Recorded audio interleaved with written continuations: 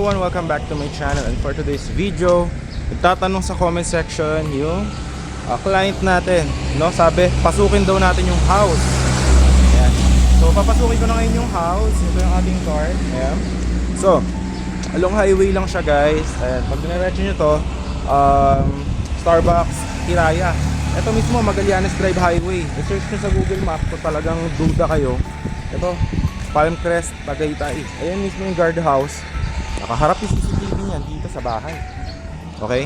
So, yun yung house natin. For only 10 million, i-renovate pa yan. Ito yung isang katabi. St. Scholastica's Formation House, Tagaytay. Ayan. So, pag diniretso nyo yan, mga 1 minute, doon na kayo sa Balay Dako mismo. So, ito yung house. Ayan. Alright. Okay. So, yung mga house doon, pinapa-Airbnb yung lahat. Ayan. As in lahat. May mga pool yan. Ito yung house. This is a commercial lot. So 151 ang lot, clean title. Tapos ang floor area is 240. Tapos may balcony pa yan, guys. Pwede nyo to i-open for business. Itong isa. Ayan o, i-open nyo to. Ayan. Ayan. So pwede nyo yan gawing shop or restaurant. Meron siyang 2-car park. Ayan. Okay, meron siyang 2-car park. Ayan siya. Okay. Tapos ito naman yung kabilang kapitbahay. Ayan, Airbnb papa rin. Ayan. So 15k per 15k per day, per night. Ganyan. So pwede nyo siya i-business. Yan yung kapitabi nyo. Duplex siya. Ayan. Okay. And then ang kapitbahay nyo naman dito, kung iglesia kayo, nakaraan may client dito nagtingin iglesia. Ito na mismo, Tagaytay Iglesia. So kung sumasamba kayo, iglesia kayo, perfect na sa inyo kasi hindi kayo mahirapan na yun, no? Tapos nandiyan yung subdivision ng iglesia. So yan. So yan, guys, 10 million. So i-renovate siya, ayusin yung bubong, ayusin lahat ng kisame, lilinisin, pipinturahan. As in, i-renovate, full renovation. Tapos lalagyan pa yun ng view deck sa taas. Ito, guys, yung mga kapitbahay nyo. Ayan. So ito yung bahay natin. Ikutan natin, pasok ko sa inyo para makita nyo yung itsura na loob. Okay. So ayan siya. Okay, ayan. So kukunin nyo siya, guys, ng as is. Where is, kung ano yung condition nyo ngayon. That's for only 9 million. Okay? For only 9 million. Ayan, may balcony. Ayan, may car park. Tapos yan, may pwede nyo siyang gawing restaurant. Or kung ano man plano nyo. Basta kung 10 million package, pinturahan natin na maayos, i-repair yung mga sira, yung mga kisame, may mga sira na yan. So 6 months kasi itong hindi natirahan, no? But bayad lahat ng amilyar, lahat ng mga taxes, so clean title siya. Okay, ready for transfer anytime. Ayan. So ayan, ito yung car park pag pumasok kayo. So makikita nyo dito, guys, marami pang kalat. Okay, so that's it. But lilinisin natin yan, kaya nga tayo nag-aayos ng mga gamit ngayon. Okay, kagandahan nito, ayun na mismo yung Palmcrest Tagaytay subdivision. Meron din ako mga lupa dyan pag gusto nyo, available, kaso hindi ko pa binibenta. Hindi pa natin binibenta. Okay, so ito, pasok tayo dito sa door. Okay, yung door niya, ito yung living room. Ayan, ito siya, guys. So i-renovate to. Lahat yan may grill sa loob, tapos naka-sliding windows.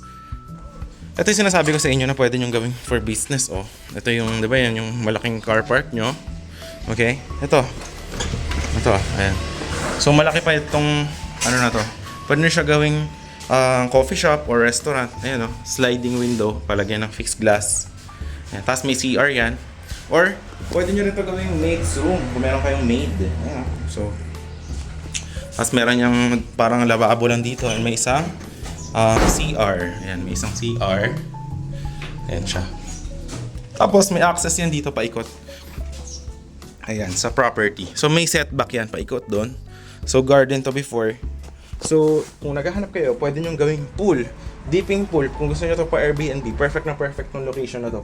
Hindi nyo naman kailangan na super laki na location para sa dipping pool. So pwede nyo to, yan, gagawin na, huhukayan siya. So gawa ng pool. Meron tayong tao na gumagawa ng pool. So depende sa laki, depende rin sa finish. So ang pricing is around 700 to 1 million. Depende po sa gusto nyong finish. Pero kung gusto nyo ng napakaliit, kaya naman daw ng 500k. So yan. Okay? Meron pa yung daan doon. Medyo tanggalin lang natin yung mga halaman. Ayan. So, ayan. Pwede nyo tayuan ng pool. Actually, malaki yan. no? So around mga 2.3 meters. Okay. So ngayon, pasok tayo papunta sa living room. Okay. So ito pala guys, ano tayo dito sa property ha. So kung ano yung mga suggestion nyo, pwede naman as is where is, yun pwede rin na ganyan, bibili nyo siya, mas mura. Pero gusto nyo na yun, renovate, ayusin natin, linisin, so 10 million lang siya. Okay? So, okay. But, if you would actually check it out on the area, o nasa area paikot, kung gaano tong kamura, you could check it out. Napakamura nito dahil commercial lot siya mismo. And tapat siya ng sikat na subdivision dito sa Tagaytay. So ito na, pupunta na tayo ng living room. Okay, ito yung living room. Ayan. So naka-grills lahat.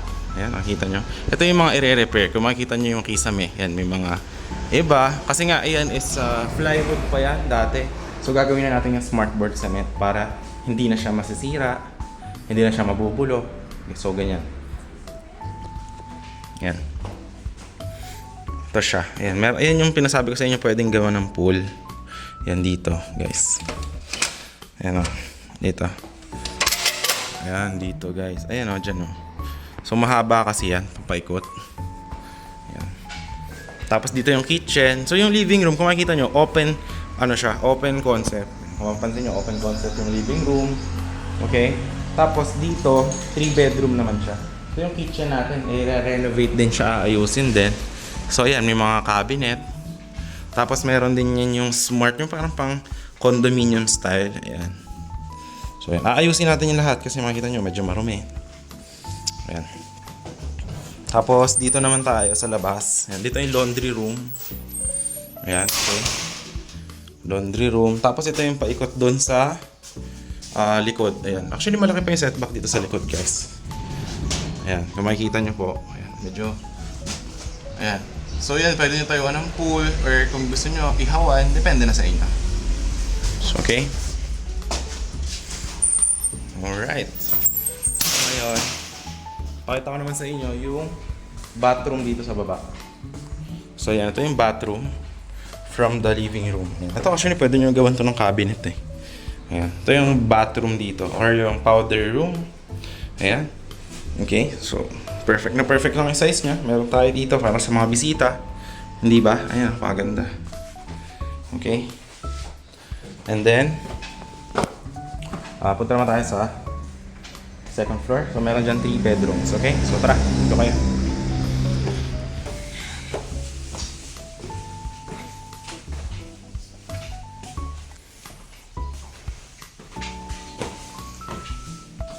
Ito yung sa parang mini sala. Ayan.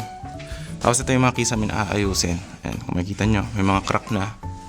Tapos ito yung sa balcony.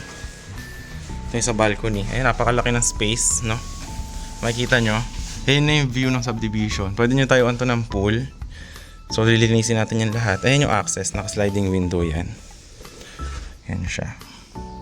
So, malaking space to. Pwede to gawa ng pool or anything na plano nyo. Ayan siya. Ayan yung isang bathroom dito. Tapos may isa pang bathroom sa master's bed. Ayan. Tapos ito yung bedroom. Ayan siya. Okay. So ito yung master's bedroom. May isang CR. Ayan. Ayusin lang natin yan. Ang laki. Meron siyang bathtub. Ayan, kung makikita nyo. Tapos ayusin natin yung mga kisame. So ayan siya. Okay. Alright, ayan, napakaganda, di ba? Malaki yung may toilet, tapos may faucet, ayan siya. Okay. And then dito yung master's bedroom. Ayan. Tapos ito yung mga cabinets, ayan. Tapos dito, meron kayo dito ng balcony, ayan, sa master's bedroom.